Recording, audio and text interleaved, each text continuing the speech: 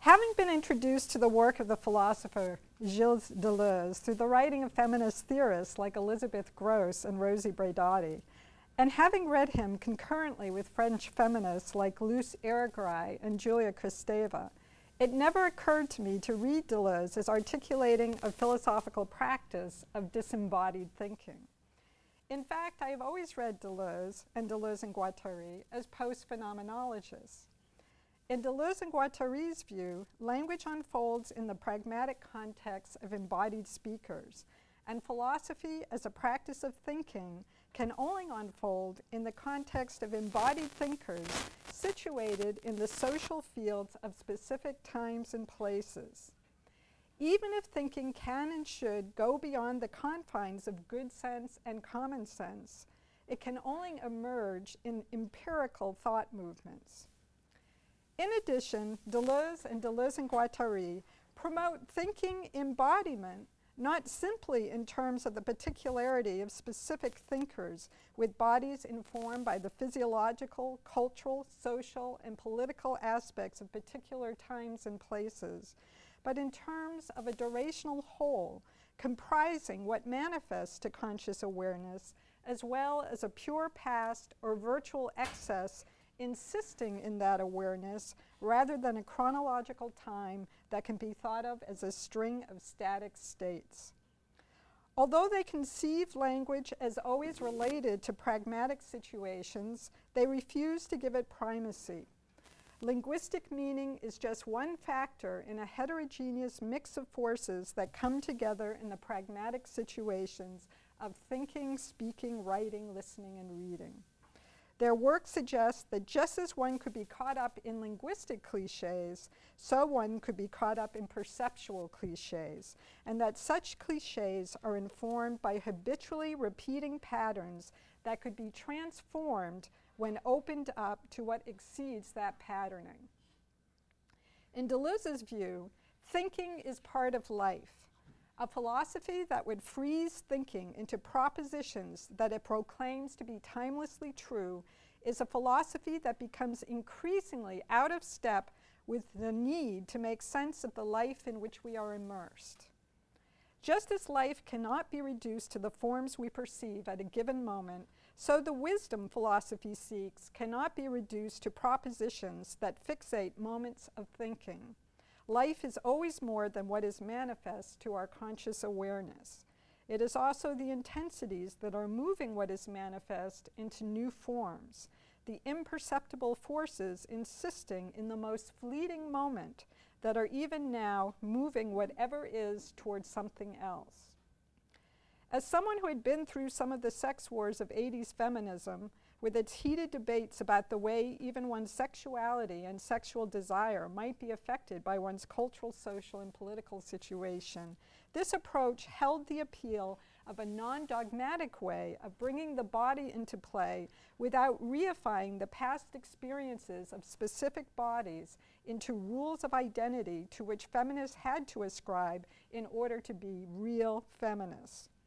Furthermore, its insistence that philosophical thinking go beyond the perceptual as well as conceptual cliches of past thinking holds promise in a contemporary context where we need to reconceive our relations to non-human others as well as our places within the ecosystems we inhabit.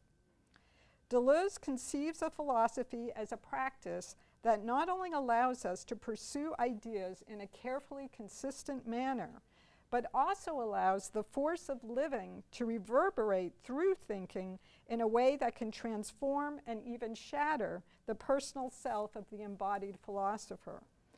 His characterizations of the durational whole, intimated, for example, by the time image of modern cinema and of what he calls sensation in Francis Bacon's paintings, and fragments of pure time in Marcel Proust's, all evoke a notion of time that entails starting from our embodied situation in order to touch upon something in that situation that opens us to an outside beyond anything we have yet perceived, felt, or thought.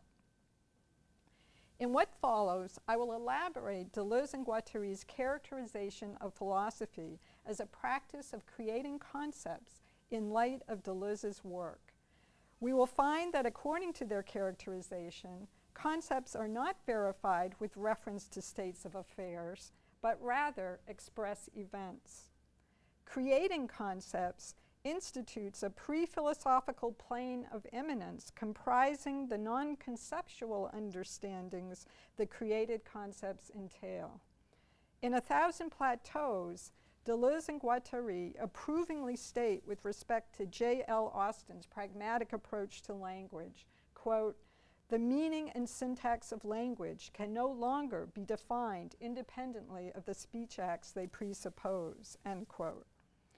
Deleuze and Guattari's theory of language will ultimately challenge traditional notions of the speaking subject by considering speech acts as effects of what they call collective assemblages of enunciation, ways of meaning-making with implicit rules that change over time, rather than of the particular subjects making the speech acts.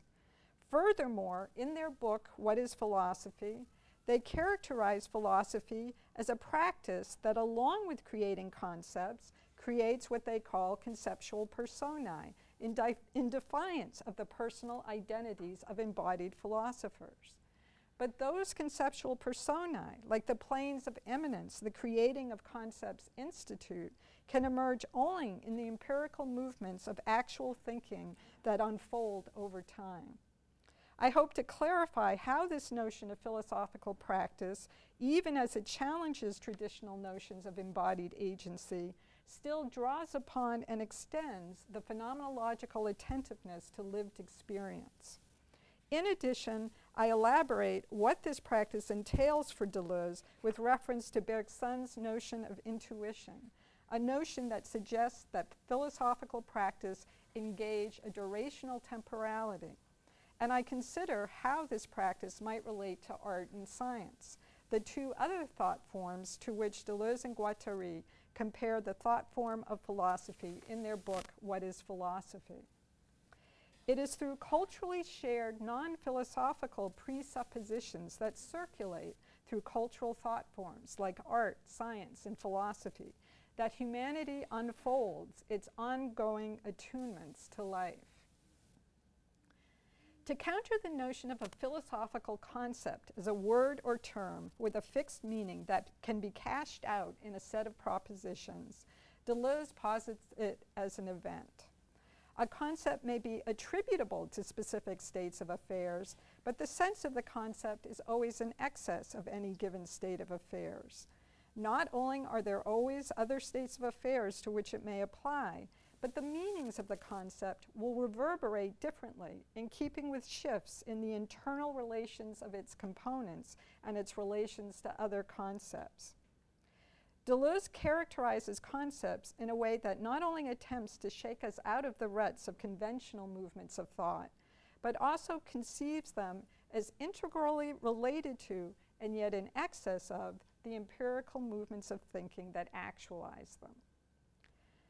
Deleuze's conception of the time image that appears in modern cinema presents some aspects of what he thinks philosophical thinking can do. While the perspective of the camera can be taken up by the spectator as a gaze with which the spectator can identify, cinema is also capable of going beyond any one gaze, and by virtue of deliberately playing with the irrational cuts made possible by film, evoking a multiplicity of perspectives that cannot be assimilated into one rational whole. Cinema is an art form that can access what Deleuze calls the virtual by going beyond any one perspective in order to intimate a whole of multiple perspectives that are no longer totalizable. In his book, Cinema 2, Deleuze states that Orson Welles' film, Citizen Kane, presented, quote, the first occasion on which a direct time image was seen in the cinema, end quote. The film revolves around the question of the significance of the word rosebud, the last word Kane utters before he dies. When we see the image of the burning sled with the rosebud insignia at the end of the film, it turns out that knowing the answer to the question posed at the film's beginning by the reporters wanting to sum up Kane's life, although in one sense answered, is unanswerable.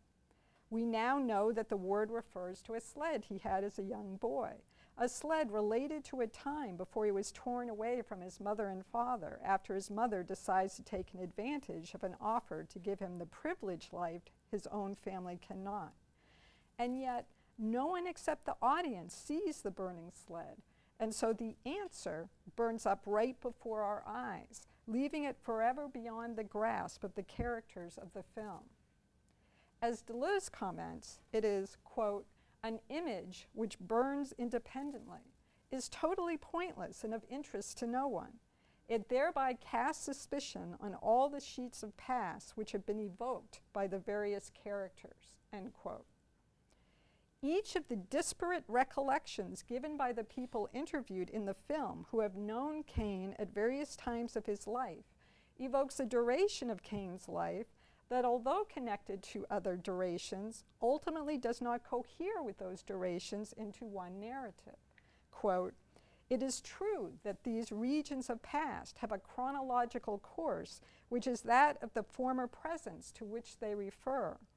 But if this course can easily be upset, it is precisely because in themselves and in relation to the actual present where the quest begins, Cain dead, they are all coexistent, each containing the whole of Cain's life in one form or another, end quote.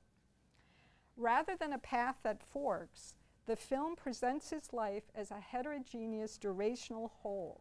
It thus gives us a sense of Cain's complexity, the richness and mystery of being human, a sense of what might have been, unfoldings that materialized as well as movement toward unfoldings that were lost, where no one decision definitively determined his life, but where the fragments form a whole that interconnect in complicated ways. If language can never completely capture truth in relation to life, it is because truth unfolds in time, and time entails the continual unfolding of the new as well as repetition of patterns familiar to us due to our experience with the past. If we consider the truth of this moment here and now, this moment of life that I am living, we know that we can never do it justice. Any articulation of this moment must fail because this moment is always unfolding into the next, and even as we attempt to represent it, it is turning into something else. Furthermore, the way that the past inflects the present shifts along with its unfolding. The perspectives on Citizen Cain presented by the film ultimately do not add up. They comprise incompossible perspectives on a man and his life that evoke the heterogeneous nature of the durational whole connecting all those perspectives. Just as the camera shots of a film can be cut together in a way that unsettles conventional perspectives, so can the components of meaning of a concept be brought together in a way that provokes new thought movements. A series of such concepts act as the singularities of a plane of immanence that can contour novel ways of accessing the durational whole of linguistic meaning. While spinning out linguistic associations in isolation from embodiment will be, more likely than not, sterile, boring, or stupid, it is the making of new configurations of meaning, constituting singularities of a novel plane of immanence that can shift one's perspective in a way that transforms the self and one's lived experience. It is by attending to lived experience, not in terms of the already perceived and already thought, but in terms of the imperceptible and the outside of thought, that a plane of immanence can be formed that can precipitate productive thinking and enlivened responses to one's embodied situation. According to Henri Bergson, who is an important influence in Deleuze's work, in order for conscious perception to be that of a living organism able to act in ways that will ensure its survival, it must suppress the greater part of the complicated enmeshment of material life in order to discern what is of practical interest from the perspective of a particular organism with particular needs. In his book, Matter and Memory, Bergson considers the relationship of material objects to our perceptions of them.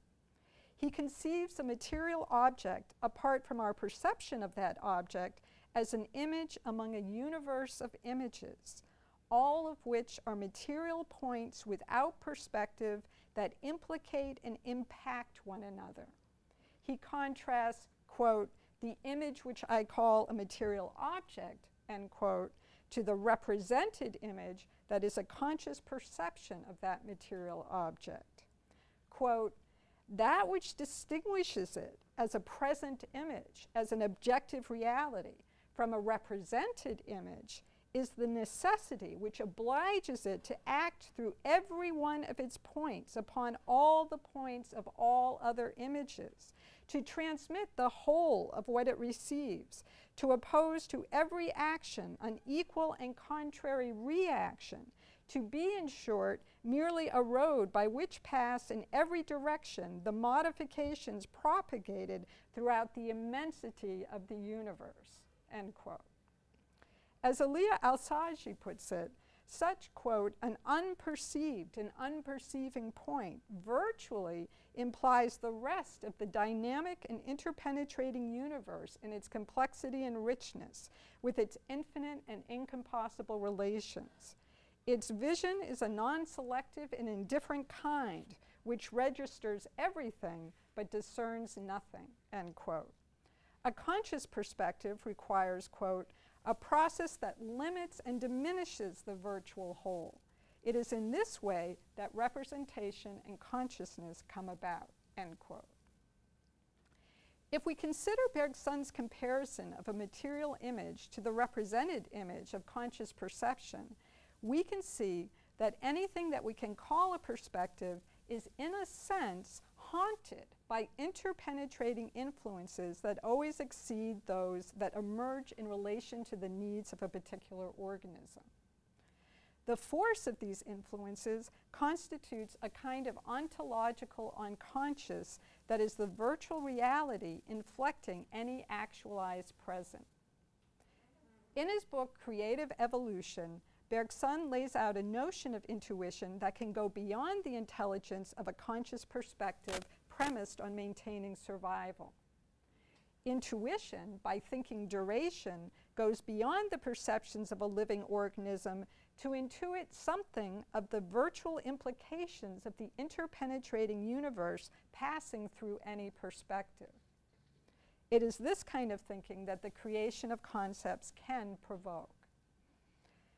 The futility of attempting to capture life with a static image is apparent when one stares at a photograph of a loved one who has passed away. Words likewise inevitably fail to capture the living presence of one who is no longer with us. What truth about a loved one refuses distillation into a form we can grasp even when she or he is gone? It is toward art that we may look to capture something of the truth of concrete forms of life. Bergson's critique of intellectual reason suggests that human beings tend to engage in intellectual analysis. That is, we consider what is in terms of a series of static states, rather than considering what is in terms of becoming and durational wholes. This kind of analysis has proved immensely beneficial to our survival as a species. Quote, to act and to know that we are acting, to come into touch with reality and even to live it, but only in the measure in which it concerns the work that is being accomplished and the furrow that is being plowed. Such is the function of human intelligence, end quote. But according to Bergson, to understand life, we need to go beyond human intelligence. Quote, for the effort we make to transcend the pure understanding introduces us into that more vast something out of which our understanding is cut, and from which it has detached itself, end quote. The durational whole of the universe is comprised of the durations of the multiple bodies making it up. Each body has a perspective formed by how life means to that particular body and the actions those meanings prompt. These perspectives form worlds within the world, smaller durations in the durational whole that refract only that part of the whole that mean to it, and that unfold in terms of those meanings in complicated interaction with other durations. In Deleuze's view, modern cinema, as a contemporary form of cultural thought, has, with the time image, moved toward what, in Bergsonian terms, we might call intuition. Bacon and Proust contribute two other examples I will now briefly consider of aesthetic forms of cultural thought that move beyond an intellectual approach to life in order to intuit something about life that may be currently inexpressible. In his book on the painter Francis Bacon, The Logic of Sensation, Deleuze distinguishes between sensation and perception. Sensation refers to a kind of experience that is imperceptible, since it refers to forces impinging on unreflective awareness and also entailing our own impingement on what's around us, that affect how we experience the world, but that lie just beyond the edges of what we can pin down in perception stable enough to describe. According to Deleuze and Guattari, just as philosophy creates concepts that, quote, go beyond everyday opinions, end quote, so does art compose percepts and affects that surpass ordinary perceptions and affections. Monuments of sensation that intimate a visceral becoming other that haunts our conscious awareness without becoming overtly manifest. In The Logic of Sensation, Deleuze describes how Bacon talks about capturing a likeness in a portrait that goes beyond appearance and evokes the intensity of the real. Instead of doing portraits that rest with the particular form of a particular human, with the form of a particular human being as she is present in appearance at a given point in time, Bacon hints at the forces making up that human being, forces that are always in the process of unfolding. And here it would be great to have an image, but hopefully if some of you are familiar with Francis Bacon's twisty sort of representations of the human figure. Thus, Bacon moves beyond the conventions of perception and through his paintings evokes sensation, an experience of visceral affect inarticulable in words and eluding familiar forms of perception, and instead evoking a sense of discomfort and unfamiliarity that allows us to experience something about those human beings and the human condition that we had not before. Proust, according to Deleuze and Guattari's account in What is Philosophy, by opening up an aesthetic articulation of the world of the novel through an exploration into the depth of events, similarly investigates the virtual past of those events in a way that shows us the intensity of time. Quote, we attain to the percept and the affect only as to autonomous and sufficient beings that no longer owe anything to those who experience or have experienced them. Cambrai, the town evoked in Proust's famous recounting of tasting a madeleine, like it never was, is, or will be lived. Cambrai as cathedral or monument, end quote. The series of novels making up In Search of Lost Time evokes life in terms of a memory that exceeds any one perspective or a multiplicity of perspectives that can be correlated into one homogeneous whole, and instead posits what in his book, Proust and Signs, Deleuze calls fragments that cannot be put together and instead are put alongside one another. Quote, by setting fragments into fragments, Proust finds the means of making us contemplate them all, but without reference to a unity from which they might derive, or which itself would derive from them, end quote. These fragments cannot be assimilated to one totalizable whole because they compose different fragments of duration that could unfold in ways that are incompatible with other durations. Because how each fragment unfolds with respect to other fragments exerts its own effects, there is no way to organize them into a linear chain of cause and effect. Instead, each fragment could set off a whole series of unfoldings, each of which would interact with other series in unpredictable ways. Deleuze, with his characterization of concepts as events, indicates something of the past of meaning-making as it informs its present evolution.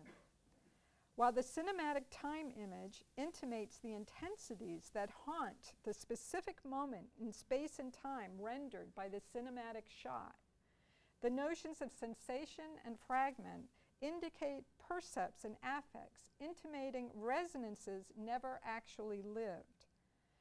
the philosopher's concept, by virtue of its access to a stratigraphic time in which all words are connected to all other words, intimates the resonances, echoes, and intensities that can incite novel trajectories of meaning out of the transcendental field of sense that conditions specific acts of meaning. Quote, philosophical time is a grandiose time of coexistence that does not exclude the before and after, but superimposes them in a stratigraphic order. Philosophy is becoming, not history. It is the coexistence of planes, not the succession of systems, end quote. The configurations of meaning produced in philosophical thinking could always have played out otherwise with different inflections, thus actualizing other nuances in connection with the discursive and non-discursive practices informing the social field from which those meanings emerge. Concepts are stabilized out of the chaotic possibilities of sense, not through reference to specific states of affairs, but rather through the resonance of the internal components of concepts and of the external relations the concepts have with other concepts. Quote, the concept is defined by its consistency, its endo-consistency and exo-consistency, but it has no reference. It is self-referential. It posits itself and its object at the same time as it is created, end quote. The self-referential connections that form within and between concepts constitute new forms of meaning that allow one to leave behind the constraints of a conventional perspective on life and yet to stabilize meaning out of the chaotic possibilities thereby released. Philosophical activity, by consistently attending to shifts in meaning, settles on some ways meaning in particular times and places can unfold, given its past, in keeping with the problems life poses. For Deleuze, philosophical thinking can break with ritualized ways of thinking by attending to the virtual echoes that inevitably emerge as we articulate our responses to life. This practice is not only inevitably open-ended, but also creatively accesses the ontological past as it inflects the present. Just as concepts like that of the time image, sensation, and the fragment can be inspired by aesthetic thought, so can philosophical practice be inspired by scientific thought. Whereas science, according to Deleuze and Guattari's characterizations, organizes its perspective by anchoring meaning in repeatable reference points, and art organizes its perspective by anchoring meaning in aesthetic objects that comprise intimations of the becoming other inherent to concrete moments. Philosophy organizes its perspective by anchoring meaning in concepts drawn from life that are singularities in further movements of thinking. Quote, through concepts, philosophy continually extracts a consistent event from the state of affairs, a smile without the cat, as it were, whereas through functions, science continually actualizes the event in a state of affairs, thing, or body that can be referred to, end quote. Philosophical thinking deliberately opens up the gap between representable perceptions and responses, thus intimating the unrepresentable becoming of a meanwhile where, quote, nothing happens and yet everything changes, end quote. If, as Bergson suggests, the conscious awareness of sentient organisms entails filtering the mutually implicating forces of a durational whole in keeping with the pragmatic needs of specific organisms, then philosophical practice entails dilating our perspective beyond the immediate needs of specific organisms, as well as possibly humanity as a whole. Insofar as concept creation institutes planes of immanence informed by shifts in other cultural forms of thought, for example, those of art and science, as well as the lived experience of embodied philosophers, philosophical practice precipitates thinking that evolves in keeping with embodied experience. Opening up our lived experience through the perspectives provided by created concepts, concepts that act as events or virtual singularities, instituting planes of immanence that can shift not only our perspective, but the very way we experience the world, can help us find new ways of relating to the world and others. Concepts like the time image of modern cinema, a notion of sensation derived from Bacon's paintings, a Proustian conception of fragments as bits of pure time from which can flow new ways of thinking and experiencing the world, or, as we shall see, a notion of animal worlds derived from the biologist Jakob von Uexküll, adhere in a plane of immanence informed by intuitions of a durational whole. Quote, "If philosophy begins with the creation of concepts, then the plane of immanence must be regarded as pre-philosophical. It is presupposed not in the way that one concept may refer to others, but in the way that concepts themselves refers to a non-conceptual understanding," end quote. Uexküll, cited by Deleuze and Guattari in A Thousand Plateaus, presents a notion of the Umwelt that envisions organisms as inhabiting worlds that are like soap bubbles. Each organism interprets its world, that is, quote, "filled with the perceptions which it alone knows," end quote. For Uexküll, nature is a symphony composed through the interpretations emerging from these disparate worlds. Each bubble is defined by what is of interest from that organism's perspective, and thus is a pure bit of time, a fragment or a duration constituting its own world of meaning.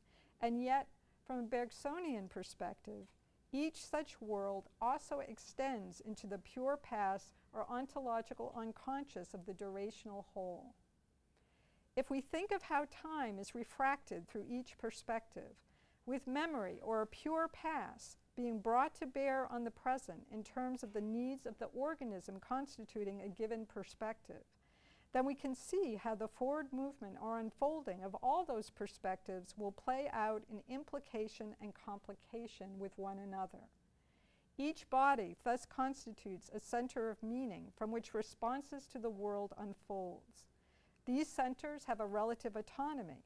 They are not merely automatic relays, but introduce the indetermination of the interpretive response of a particular perspective to what is always a unique situation. It is out of this strange mixture of heterogeneous perspectives that a reality emerges. Each perspective is a refraction of the whole that reverberates with that particular body's capacity to affect and be affected.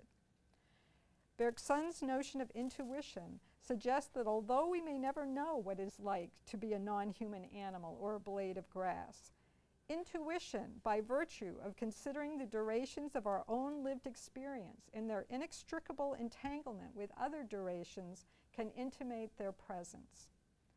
This suggests that we do not have to remain trapped in the forms our embodiment and psychic selves have already taken, but that we can unfold in concert with the symphony of life by unfolding connections to other durations not yet pursued. Although pursuing all such connections could only unravel us, organizing new encounters with life could allow us to develop new ways of existing with other durations that would transform our relations to the world and others, both human and non-human, as well as ourselves. Concepts are singularities constituting a plane of immanence that is a Bergsonian intuition of a durational whole, inexpressible and yet productive.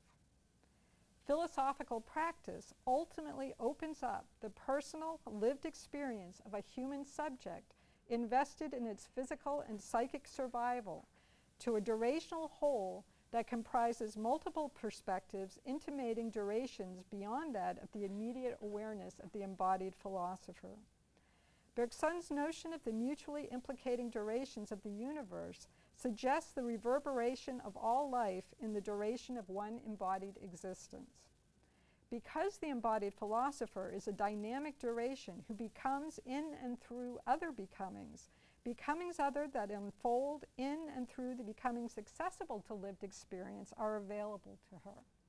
Since there is no determinate boundary between one becoming and another, and since each becoming is implicated with others in ways that ultimately include the entire universe, the durational whole is intuitable by an organism able to arrest the automatic reactions premised upon organic and psychic survival in order to think something beyond itself.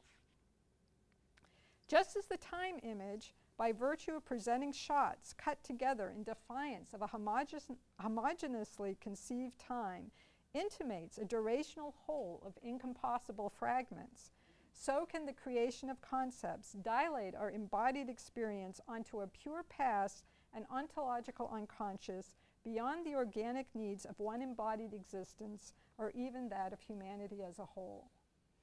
Taking bodies in a very wide sense and considering bodies as forming larger bodies or assemblages within the durational whole suggests that the meaning or knowledge of existence is refracted through the myriad perspectives sustaining the bodies and subbodies making up the world.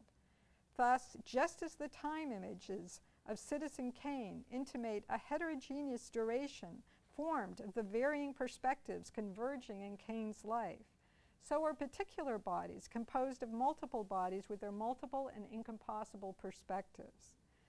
Thus, even our own bodies are composed of the bodies with disparate perspectives of the subsystems of our organisms with the meanings and knowledge of an incompossible whole.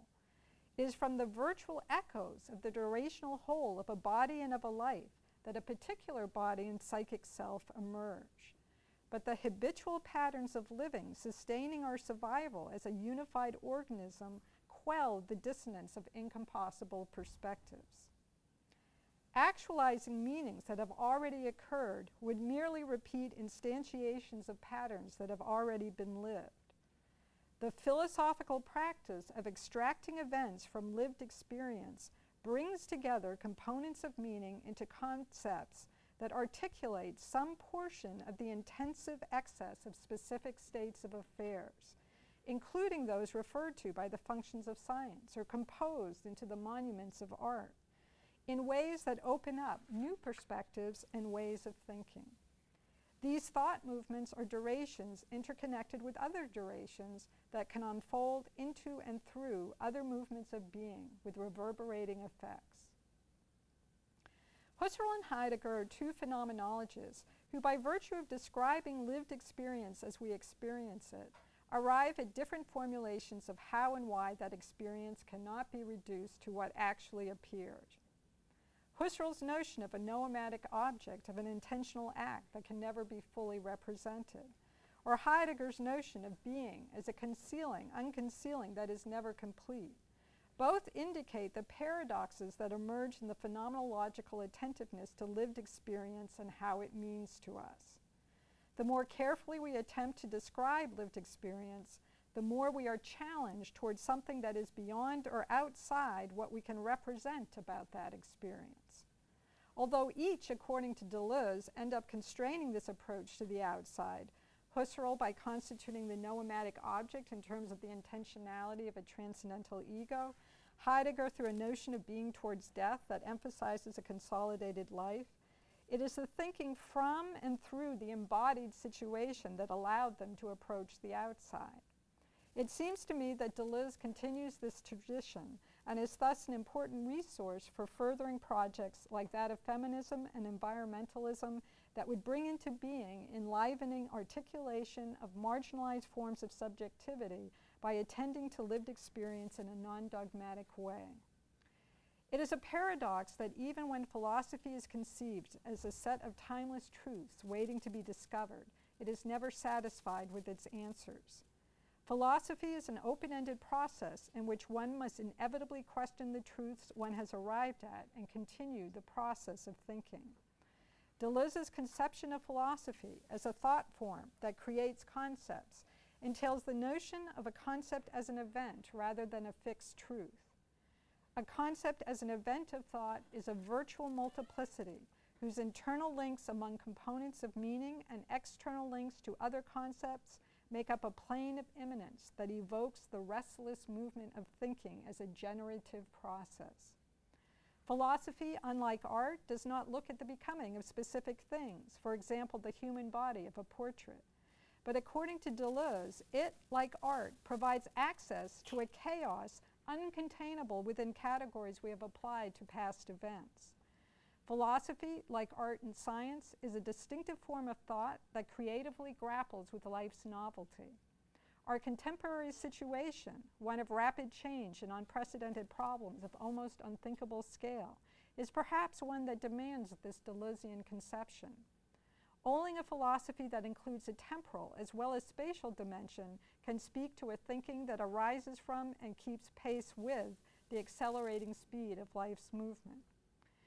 If the works of art produced by artists such as Bacon and Proust move us, it is because they are able to render into aesthetic form some aspect of reality that was previously imperceptible to us, but with which we resonate. If science is able to have effective results, it is because it is able to create functions that allow us to predict what may happen in ways that have useful consequences for creatures like ourselves. If philosophy is able to create concepts that excite us, it is because it resonates with the problems we face in ways that enliven our thinking and provoke new solutions. Although some strands of phenomenology may claim a foundational form of privilege that suggests that it can and should ground other forms of cultural thought, Deleuze and Guattari's post-phenomenological stance suggests that none of the three thought forms they describe should be privileged. Instead, they are three distinct and yet interrelating approaches to human thinking about life. But neither should science be the thought form that is the final court of appeal for questions about truth and reality. All three thought forms approach the paradoxical nature of lived experience in different ways. While science may be more effective in supplying pragmatic answers to questions about how human organisms can affect change in the world, it does so by reducing the paradoxical complexities of living to rule-bound functions. And while art can approach the singular truths of concrete life, its truths resonate in ways that are specific to the subjectivities of the people it affects. It is philosophy that, through experimentation with the events that can be extracted from the real, can create concepts that provoke and stabilize new perspectives. Quote, "Precisely because the plane of immanence is pre-philosophical and does not immediately take effect with concepts, it implies a sort of groping experimentation, and its layout resorts to measures that are not very respectable, rational, or reasonable. These measures belong to the order of dreams, of pathological processes, esoteric experiences, drunkenness, and excess. We head for the horizon on the plane of immanence, and we return with bloodshot eyes, yet they are the eyes of the mind. To think is always to follow the witch's flight. One does not think without becoming something else, something that does not think, an animal, a molecule, a particle, and that comes back to thought and revives it," end quote. Attending to the paradoxical nature of lived experience reveals that whatever truths we put forward, they can never exhaust the complexity of the durations with which we reverberate. In the very process of elaborating our truths, we move beyond them, extending our conscious awareness of the world around us and the perspectives of that world beyond our own transforms the very nature of our lived experience as human beings. It is this movement beyond our immediate concerns that can move us toward new ways of unfolding with, rather than in opposition to, the durations beyond our own. Thank you.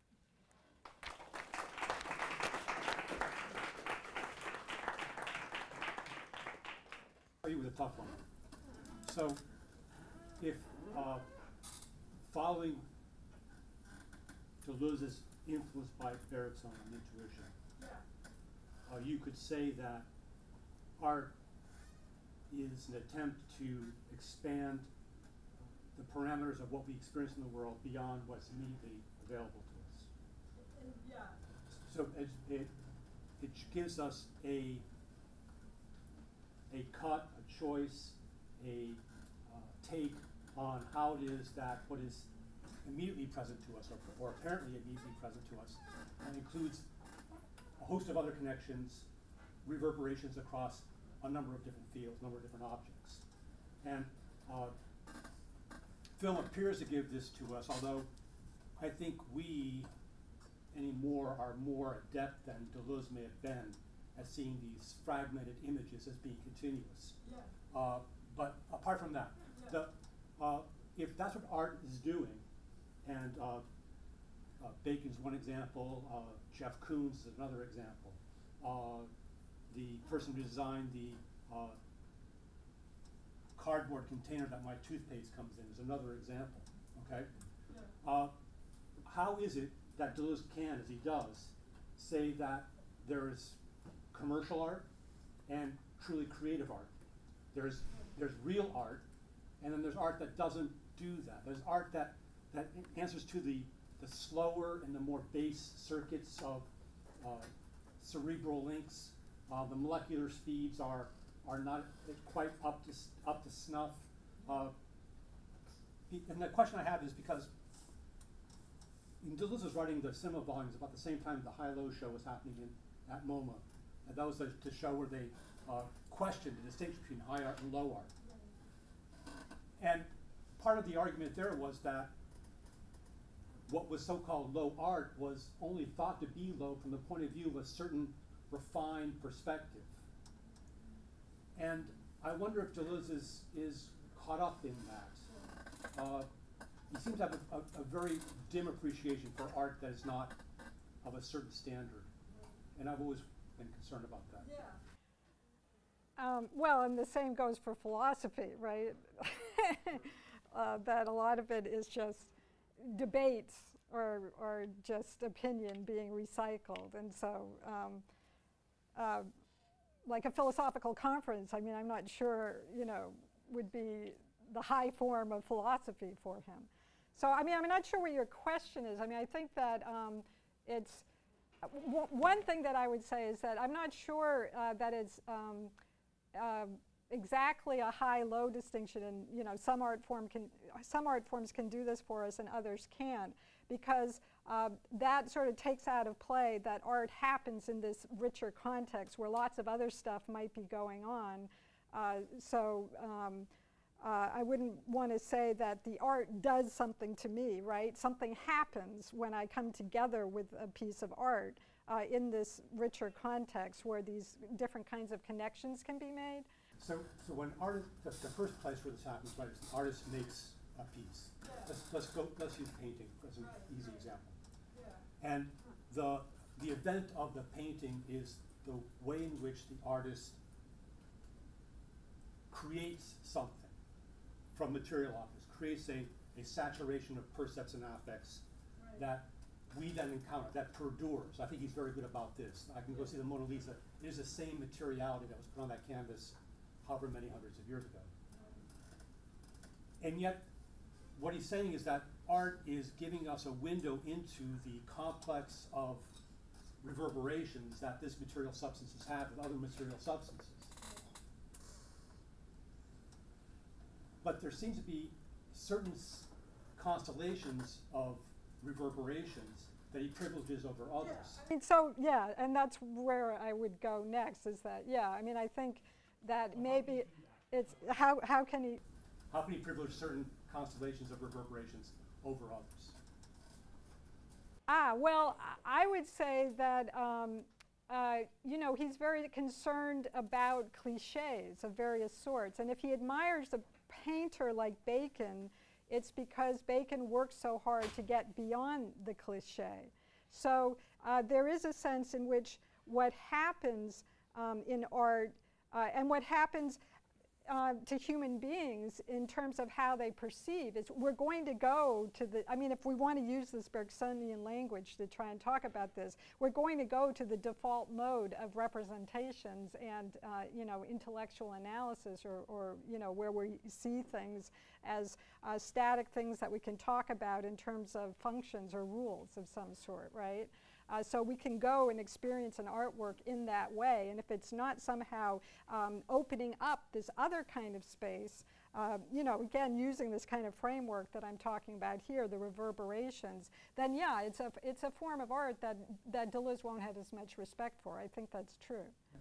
And that's where I worry about. I mean, I chose Jeff Koons as purposely because he's a really good cliche. Yeah, but so that I think, though, but isn't that because of a context? And for example, if there are concepts that are opening up our way of going to that artwork and perceiving it in a different way, it could be that it opens up something. So it's not foregone, conclusion that one kind of art couldn't have this kind of effect. It really depends on a whole situation, right? I mean, so I think that you have to take that into account. But certainly, like you're saying with the time image, yeah, once it gets done in a certain way, right, we're going to get used to it, and we're going to be repeating that kind of experience, and it's going to be a similar kind of experience to other films we've seen like that. And once that happens, yeah, it's not doing that kind of opening up, right? Yeah, I mean, so yeah. So, I mean, I think it's a little different from a high-low, but yeah, I mean, Deleuze, I think, yeah, he was a snob in some ways. I think that's true.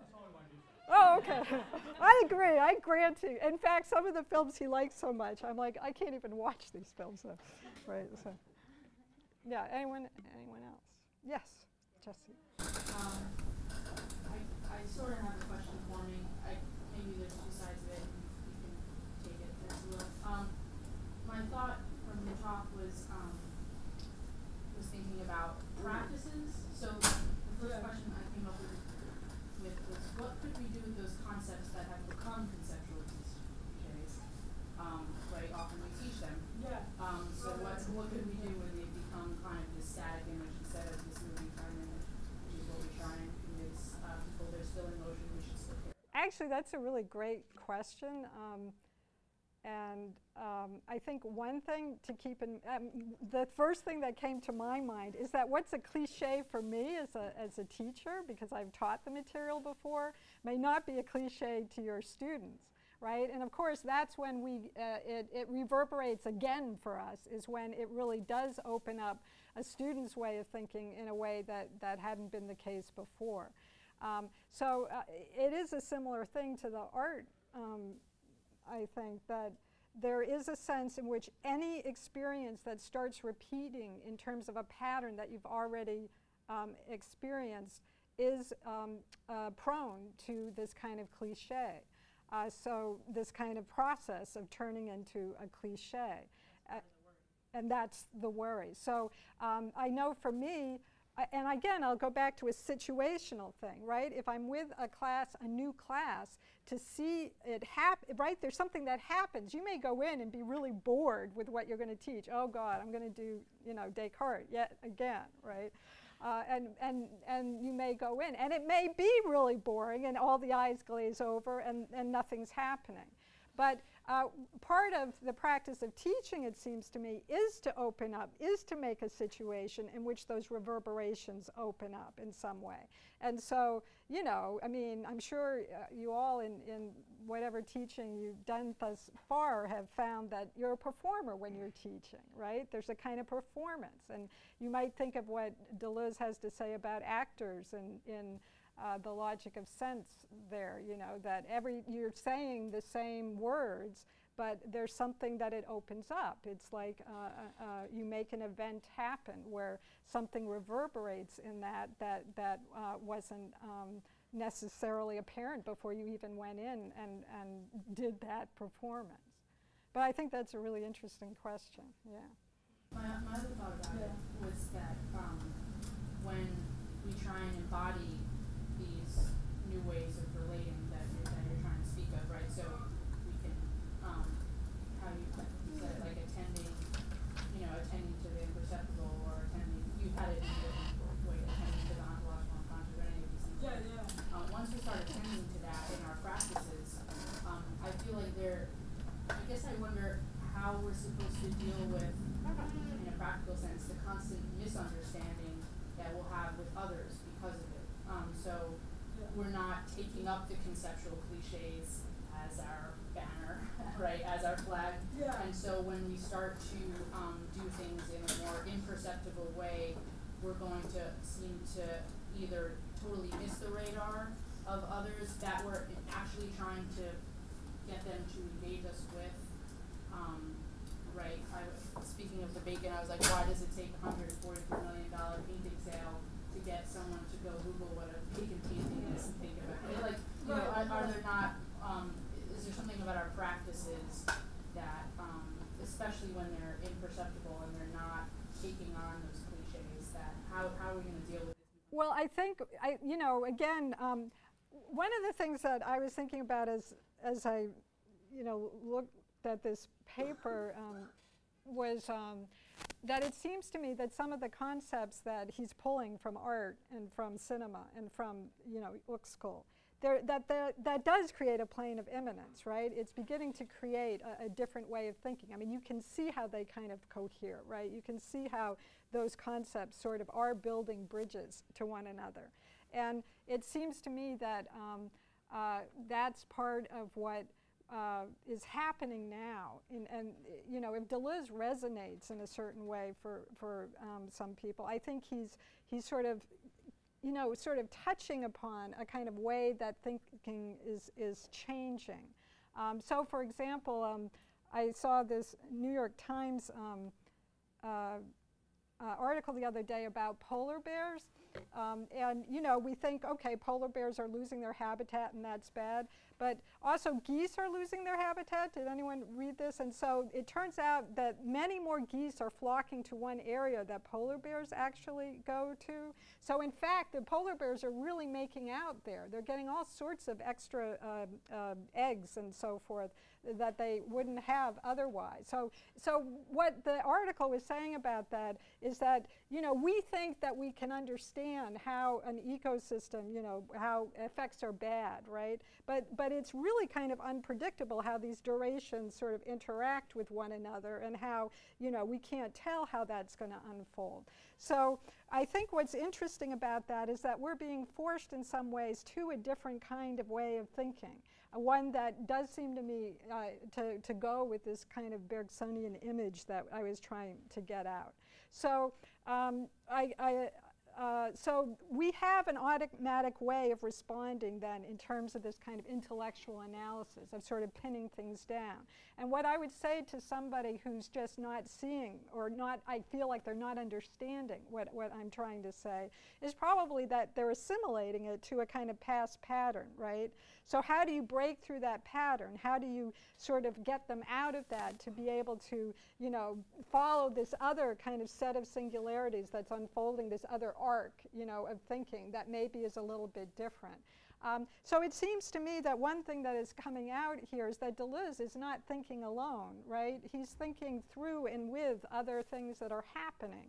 And so this kind of plane of immanence is not something that he's creating as an individual or trying to communicate just as an individual. It's something that we all are part of in a way.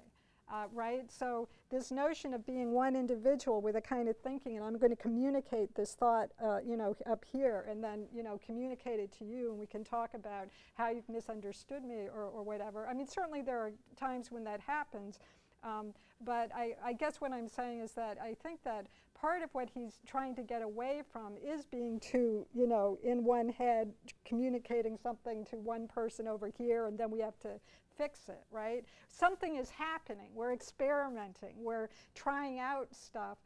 We're trying to see if we can kind of connect. And maybe, I mean, I'm certainly, having said all that, certainly I'm going to tell a student when they, get it wrong, that they're reading it, that I think they need to read more closely or read more carefully, or that they're not listening well enough to what I'm saying, and we'll keep trying to get, closer to what to whatever it is we're trying to communicate. But Deleuze isn't that big on communication, right? I mean, the moment communication happens, it's been turned into, it's been assimilated, right? So it's more the connections that he's interested in, and how those connections can happen. I mean, so I loved ending with that quote about philosophy, right? Groping around, right? So that's what you guys are all, learning how to do, right? Groping around, experimenting. One of the things that interested me in writing this, thinking about this stuff was, we do seem to need to justify, philosophy sometimes, right? Especially in a discipline that seems to want to go to a scientific model often, in terms of what it is we're supposed to be doing. Well, if philosophers are really scientists on some level, then we can justify our existence. And it seems to me what he's talking about here is really that we're trying to open up a space for thinking and sort of stabilize that space. And so it's through making those connections and through drawing from different things that are happening that come into you as an embodied philosopher that you're able to come up with these concepts that are almost like, points that that allow you to start making these bridges in ways that allow something else to unfold, and that sort of gets people out of an older way of thinking into maybe something, a kind of shift in thinking that maybe is happening right now for many different reasons. That was a long answer to, but so some groping is perhaps useful.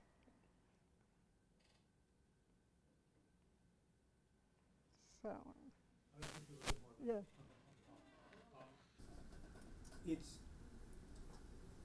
I'm going to talk about this in terms of, that you've not used, in terms of deterritorialization and reterritorialization. Okay. And getting back to the same point I was getting at the beginning, because it's not all groping. Yeah. Right. We have to touch down sometime. Yeah. And that touching down is not trivial. Right. Cliches are not trivial. They're there because they bind us together in certain ways. Yeah. Without that binding, without that reterritorialization, Yeah. we don't get to grow. Yeah. And so there's, and some, I don't always feel that Deleuze is as honest about this as he might be.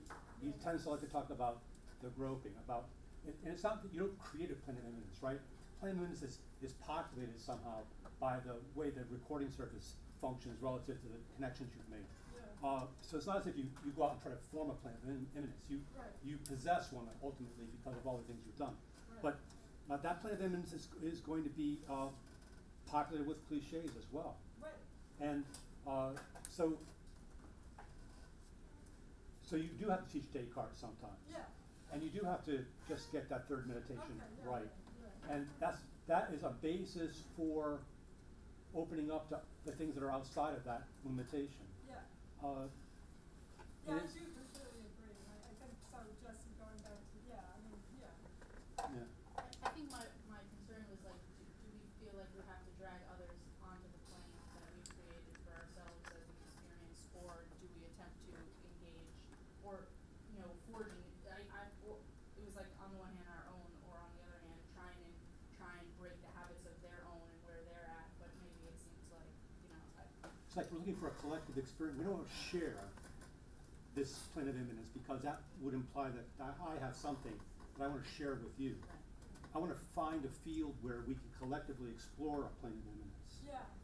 And that's. And you think that's precluded by? No, I think Deleuze doesn't say as much about that sort of thing. Yeah. As he, I like that. I mean, I like that. I think he doesn't put enough weight on, teaching the cliches, right? That I totally agree with that. I think, in my own work, I've talked about, those moments of reterritorialization or territorialization are crucial, are important, and he really minimizes those. So for a feminist, for example, that's a real issue. That's a problem. So I think he sort of takes them for granted. I also think of him as speaking to a different time, that, right? So, we're a little bit past that. We're in a little bit, things are going too fast at this point, right? So we've got to try and slow things down a little bit. So, yeah, but I think those are points well taken, yeah. I wanted to return to the question of the time image and the example that you cited, which is Orson Welles' Citizen Kane, and the relationship, precisely between Deleuze's theorization of time and his thinking of history, particularly in the two volumes on cinema, because one very apparent contradiction is that he limits history of the time image precisely in order to show that the time image is a process of becoming that can't really be delimited. And so how do you see his thinking of history relating to his thinking of time? And why is it that he gives us what appear to be time periods in history, with the time period of the movement image, the time period of the time image, and then also pre-delimits cinema by saying that cinema, although it emerged as of 1895, was actually only came into its being in 1915 with the introduction of montage and the moving camera. And so in that sense, there's actually also a very clear birth date to cinema as he understands it from cinema proper. And there are seeds where he suggests that, the time image was already there prior to Orson Welles, but only in a very potential form. And so I'm just curious to see what your thoughts are on what appears to be at least the risk of a contradiction. Okay, so are you suggesting that because of the way he goes through kind of history in the cinema books, that seems, I'm not sure I can. To put it more succinctly, it's that he gives us a periodic history, or at least appears to, in order to illustrate that time, in the time image, in the way he's inviting us, I take it, to think, cannot be delimited, meaning that it is a constant process of becoming, and we need to think it in Bergsonian terms of what Bergson called duration. And so why can we delimit history and we cannot delimit time, in short? All right, I'm not positive I have your question, but I guess what comes to mind is that with the time image, I mean, duration can be accessed in this kind of view that I'm putting forward in multiple ways, right? But one way that we can and do access it is with history. I mean, so you can talk in terms of a chronology. So I'm not sure that I see that as being contradictory. Well, let me phrase the question differently then. Why does Deleuze open up the preface and say this is not a history of cinema and insist on these books not? And then he gives a history, yeah. I honestly, I don't know. Yeah, I can't really speak to that. I think that's an interesting question. But I mean, to a certain extent, I see it overlapping with some of John's concerns earlier that how can you delimit high out and low out? It's the whole question of delimitation. How can you also then delimit something like a time period? You mean say the time image started at this point? Orson Welles' Citizen Kane. Yeah, that it started with that particular film. Yeah, no, I don't think you can. But I think he's talking about something that is to him a bit technical as well there, right? I mean, if he's using the time image. And also, once we have the concept of a time image and we go back and look at other things, we're perceiving it differently. So, I mean, in that sense, you know, there's going to be a different way of experiencing films after the time image. So, yeah, I think that's a complicated problem. I don't have a great answer to it, but I think that that you can't just say, you know, even if he says it started with Orson Welles, that can mean a lot of different things, and that probably it's not as stable a point in his thinking as you might think, right? That if you go back and look at it from another perspective, we could talk about it differently after having had that time period of those films that came after Orson Welles, right? Yeah.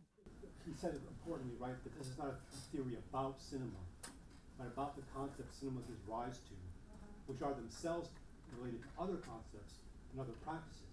So the concept of the time image really is his way of going back and saying time in philosophy changes after Kant.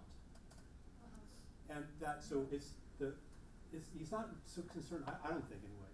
If you read that one passage, you lean on it hard as I tend to do. It's not that he's trying to give us a theory of cinema, but finding in cinema a concept of time which has already been realized outside of cinema. But it's just taken the cinema to make open it up to us. Yeah, that makes sense. Yeah. Right. That's what he says about I forget exactly where that is. But I mean, it goes back to the time is on a joint. It goes back to Hamlet. Yeah. I mean, you know, I knew that I would get myself into trouble by bringing up, you know, aesthetics, you know, because that's just not what I do. But yeah, and the science. I'm glad nobody spoke up about the little caricatures of science I threw in there, because one could certainly, you know, get me on that one point as well, because they're just little crude things. Yeah. I think it's very likely that I've misunderstood you, and I apologize. That would be my fault. But you had said something about art. The function of art is done as a good art. I think John was hitting on what counts for good art is to make perceptible and to make connections of what is otherwise imperceptible to us. What do you make in 1,000 Plateaus? There's a chapter on 3 novellas, and it's one by Henry James, one by Fitzgerald, and one by a gentleman who starts with a C, whose name I can't remember. And Deleuze and Guattari are interested in novellas as works of art in that they attempt to introduce the imperceptible into literature, and they revolve around the question, what happened? Yeah. And like in James's story, for instance, it's impossible. You can't figure out what actually took place between the telegraph girl, whose name we don't ever find out, and Everard and Lady Bradeen. We don't know what took place between them. So, do you see a change in Deleuze's thought later when he encounters Guattari in this respect, or does he become interested in actually the imperceptible that art can give rise to, or do you see? I guess why do you think that this? Are you saying that the way I was characterizing art here doesn't fit that? I mean, how? That would definitely be my underline. Yeah, but so what are you saying is out of? I was wondering if out of sync with that. If you see a movement in Deleuze's thought, towards, because I mean, I guess a very cliched way of putting it would be that what they see the novellas as doing is making perceptible the imperceptible, or that we can never really know what happened. I was just wondering how you see their interest in novellas in relationship to the. Well, I guess making perceptible what's imperceptible isn't. I mean, that's what I was talking about here. Right? I mean, and part of the notion of art, I mean, I think it comes out, this notion of making the perceptible imperceptible, that comes from 1,000 Plateaus as well as what is philosophy. So I'm not sure I see, but I'm probably misunderstanding what you're seeing as different. Well, I was wondering if the function of art in some ways is to make, or concepts is to make possible new connections, to make perceptible things that have been imperceptible. In 1,000 Plateaus, is Deleuze turning against that? So in some ways saying that the value, at least as the novella, as an art form, is that it takes a seemingly easily perceptible situation and a series of events and shows that it's, by the end, we're actually not sure what actually took place. And so it reverses the whole function of art. In terms of so it makes the perceptible imperceptible. Is that what you're saying? Ah, okay, interesting. Okay, yeah, no, I never thought about that. Yeah, I'm not seeing myself a huge difference between, I mean, because a lot of this way of thinking of the making this kind of becoming other, comes out in that art can intimate this kind of visceral becoming other. I take out of 1,000 Plateaus, but no, that's really interesting. I would have to go back and look at that to think about that. It doesn't seem to me to be a problem in the sense that making something perceptible imperceptible means to be jolting you, or maybe not, or shifting you somehow out of seeing something in terms of perceptual cliches or in terms of something that you've seen before, right? So that doesn't seem to me on the face of it that different from rendering the imperceptible perceptible, but I would have to go back and look, all right? So that's really interesting. So I would have to go back and look at those particular examples to see if I would think that there was something different going on there, but that's really interesting, yeah. Yeah, piggybacking off of what John was asking about earlier with specifically like points of re-territorialization that are necessary for these processes to be going on. I was wondering, I've read 1,000 Plateaus and some of these other works that you were referencing quite a bit. I've been very interested in the points where they discuss risk, like for instance intoxication. There's a lot of like disclaimers and kind of warnings in those sections. The artist's creative experience kind of confronting chaos is also maybe another point. I mean, they like to, in my opinion, choose examples of like schizophrenia or something like they have Artaud come up a lot of different places. Vince Van Gogh comes up. I was wondering, because I think it's very interesting that you were talking about Deleuze and Guattari in terms of philosophical practice and like this ethics or something that could be going on in creating concepts. But I guess I didn't hear so much about these risks, maybe this risk-taking or the dangers. And I was wondering, I guess was that a conscious decision of yours to maybe omit Well, I guess because you hear it a lot, yeah. I mean, well, I did put in you could unravel completely. Yeah. Yeah, no, what I was sort of thinking after writing this paper is that it's sort of like philosophy actually gives us something to hold on to. I mean, these concepts are singularities that provide order. I mean, they're structuring, right? Concepts are structuring. So it actually, out of that chaos of things that are happening in art and science and other places, what I'm thinking is that, what can philosophy contribute? Well, in fact, what we contribute is, we create these concepts out of components of meaning that are drawn from this durational whole of linguistic meaning that allow us to stabilize a new kind of perspective on something, right? So in fact, I guess I was sort of thinking that in an interesting way, that those concepts, by virtue of our, we're consistent, right? There's this kind of consistency. We care about how these things fit together, and we follow that. What can happen is to think of a concept as a metaphysical, point that we can hang on to for dear life, right? As everything fluxes and changes.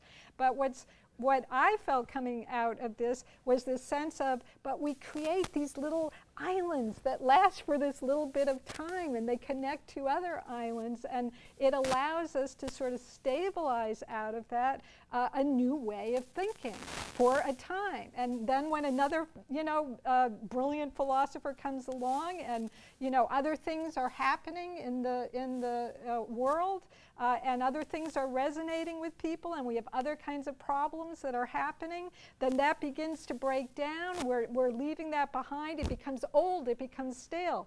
Those concepts that allowed us to feel more secure, then they fall away, right? And we move on to something else. So I think that's the image I was beginning to get, is that this is actually, philosophers have real work to do, right? That these things that happen in science, they're doing their thing, and the artists are doing something else. But we actually can kind of bridge these things that are happening in different places in a way that gives us a little ground, not real ground, right? Heaven, right? But something that a kind of, it's there for a little bit, and it allows this new perspective to unfold. And then the other thing that came to my mind, I was going to put in the title, 3D philosophy, right? That it was 2D, right, two-dimensional, that you have a proposition and you unpack the inferences, right? But this is like 3D. We get into this durational hole, and we sort of are refracting out things that allow us to get a little bit of ground in order to move on from there. So in a way, I guess that didn't come up for me, because I was actually thinking of this as a means, right? As actually something that allows a kind of stability to form in a very different way, right? He's thinking it in a different way, which is part of what I find fascinating, that, for someone who, does post-structuralist thought and so forth, the big question in ethics and so forth was always, well, what do you do without a foundation, right? What kind of ethics can you have in a non-foundational mode? I mean, once you, get rid of those metaphysical forms that we could hang on to, what are we supposed to do? And this, to me, actually seems to be moving towards a kind of answer to that question, that things sort of form, and then they are there for us to hold on to and to contour new ways of thinking.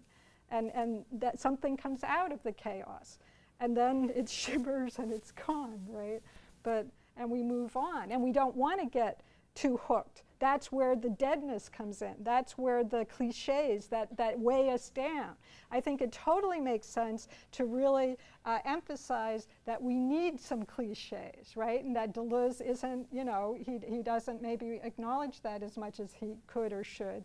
But still, this way of thinking about how reverberating with this kind of, durational whole is different from, a kind of foundational way of thinking about what philosophers are doing.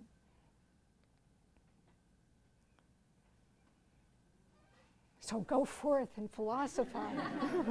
See, they need us out there.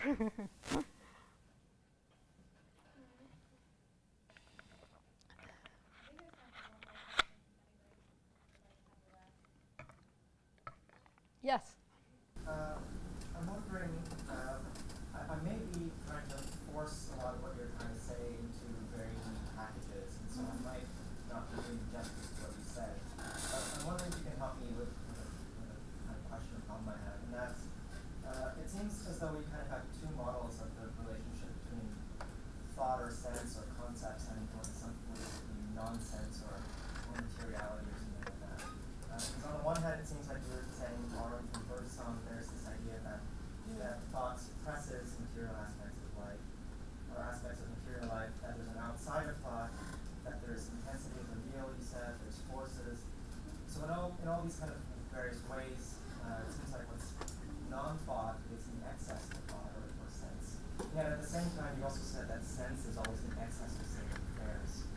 And that's very clear from logical sense, that the incorporeal event is in excess of state of affairs. And so I'm wondering how do we kind of understand these two things. There's kind of an excess on the non-side in the non-thought and the excess of sense or thought itself. The excess in thinking and the excess in material reality? Yeah. I guess I see them as not, I wouldn't separate them like that. And that's really where I would go to, that's why the bit from Austin about speech acts, that if, language always happens in, material, there's all the material side to it, and it always comes out in those kinds of, what the term they use, reciprocal presupposition of, the collective assemblages of enunciation and the, what do they call it, the machinic, what's the other, I'm just spacing on, for the thing side of it, right? Those are in reciprocal presupposition, so they're always, so I can sort of abstract out, talk about the durational whole of linguistic meaning, in other words, but it's never abstracted. It's always totally in with the material durations. So it would only be in a sort of artificial way that you could talk about them in separation. Is what I would say, but I don't know if that answers. And yet each of them has a kind of excess over the other. That's kind of what I'm. Right. So the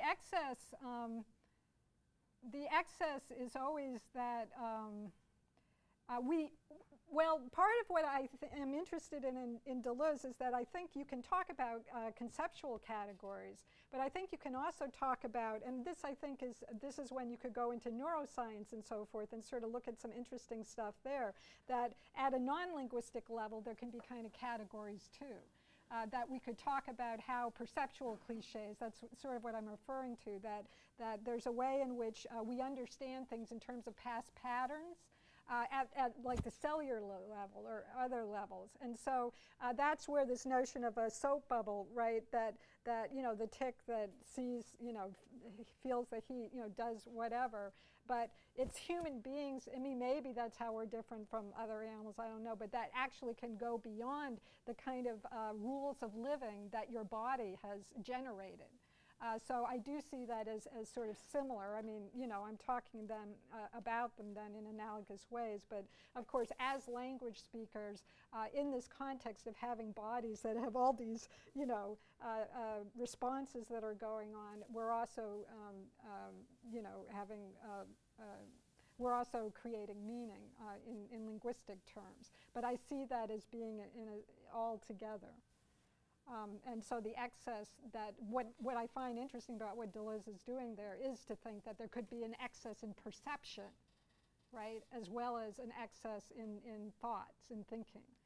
That the body could actually operate in that way, or that even subcellular parts or subsections of the body are, operating in a similar way, right? Does that make sense? So that excess would be to get towards an ontological unconscious in both cases.